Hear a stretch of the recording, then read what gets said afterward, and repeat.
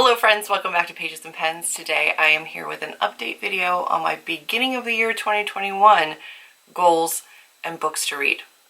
Let's see how I did.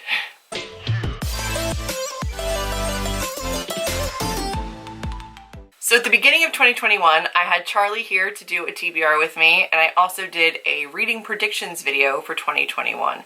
I'm going to go over right now how I feel like I did. How did I match up to my predictions? I have all of the notes written down here, and we're going to go over them really quick in the same video. I had Charlie here on February 16th. I did my predictions on February 11th. So I will have the original videos linked down below, but we're going to cover both of them together because I think they're going to be pretty quick to go through. Let's do this. Charlie wanted me to read or picked out in that very random TBR video a multitude of books for me to read, and I did not read the majority of them. I read one of them. She picked Fragile Like Us by Sarah Bernard. I unhauled it. She picked The Space We're In, which was a middle grade book. I forget the author's name. I unhauled it. She picked Dress Codes for Small Towns. I read that by Courtney Stevens. Read that one.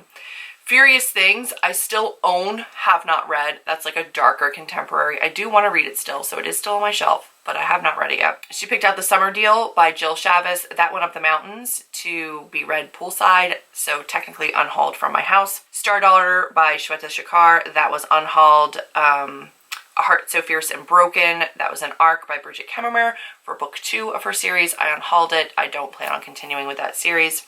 If I Never Met You, which was, I think, by an author whose last name was McFarland. That was a contemporary fake dating. That one was unhauled, also up the mountains, because I think it'll be a better, like, mountain poolside summer read. And I think that was everything. Fragile Like Us, The Space We're In, Furious Things, Dress Codes for Small Towns, The Summer Deal, Star Daughter, Heart So Fierce and Broken, If I Never Met You. I read one.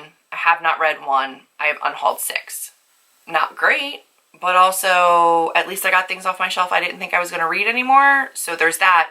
And I had done an unhaul right before she came and filmed that with me, and I still didn't end up reading any of those. All right, so I have not done my stats video yet for 2021. So I'm going to just like quickly take a look at my spreadsheet that I have.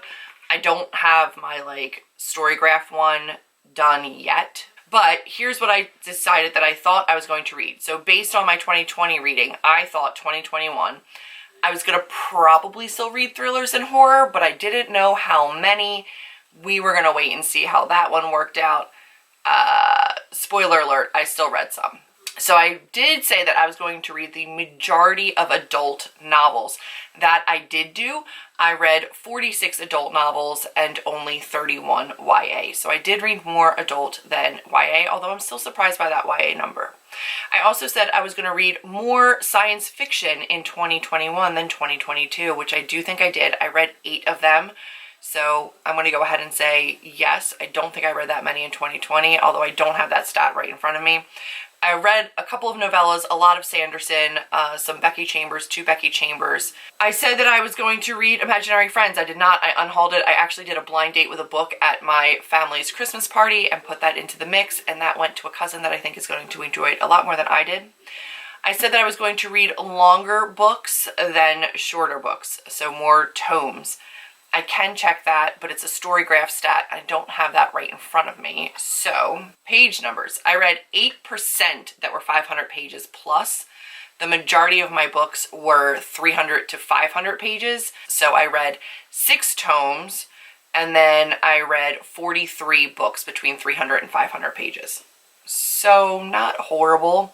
I've got a couple more that I'm reading that are definitely tomes that are going faster, so we'll see. Dark or hard-hitting, I think I definitely got that. According to StoryGraph, I read 34 books that I categorized as dark. Let's see, tense, 15 of them were tense, so that would also kind of be dark. Mysterious, I read 24. I also said that maybe Fae were going to come back. Not really so much. I didn't. I had The White Stag, which I read that was Fae. I read a couple of Fae books, mainly mine, multiple times as I worked on it, but not a ton of Fae. I said that I was going to read more diversely, which I do think I did. In terms of race, I read, let's see, I've got them all split up here into like multiple different things. I read 10 that were diverse by race, 15 by sexuality, 3 by disability, 4 by mental health. Own voices, I read 19. Shorter books, not really. I didn't really read a whole bunch of shorter books. A lot of my erotica is shorter, but I didn't put them onto my graphs and my like stats. So maybe, I mean, the end of the year has definitely been erotica heavy and they've been a lot shorter. Again, just my brain width has been able to like let me read that. And then adult fantasy and tomes. And then the year of Sanderson, which technically it was. I read 7 Sanderson books this year, which is more than any other author. Everybody else kind of matches up at 2. 2 Kate Alice Marshall, 2 Crystal Sutherland, 2 Bonnie Sue Hitchcock, 2 Becky Chambers. So I'm kind of like matching out with that, but definitely the most that I've read from this year is Brandon Sanderson. So I was not wrong there.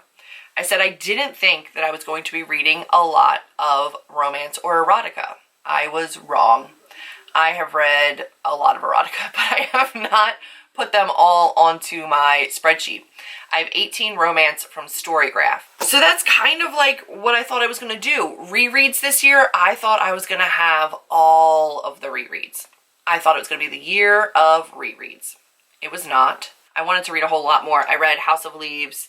I read Bonnie Sue Hitchcock. I don't know what else I reread, but in general, not a ton of rereads. Oh, Mistborn. But I read the first 2 Mistborn. I think we read books 1 and 2, so I have 4 rereads. Regardless, not a ton. In general, I wasn't wrong. I thought I was still going to read thriller horror. I did still read a lot of thriller horror.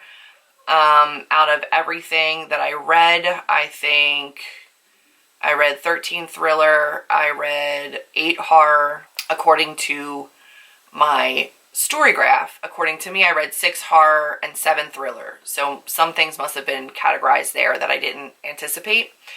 I also said I was going to read more nonfiction and more own voices. I read 19 own voices and 4 nonfiction. Not horrible considering I read 72 books. And that's kind of like my wrap up for how I thought I was going to do versus how I did. I am definitely happier without my TBRs. As a takeaway, I did not do TBRs this year and I loved it, which is why I don't think Charlie's video and Charlie's recommendations really worked for me. I knew at the beginning of the year I didn't want to do any kind of TBRs. I knew with a focus on writing, I wasn't going to be able to stick to TBRs or readathons or things like that. And I really should have just gone with my gut and not done that. But, you know, you live and you learn, and I don't think you should anticipate any kind of TBRs for me in 2022. I don't think they're going to be happening.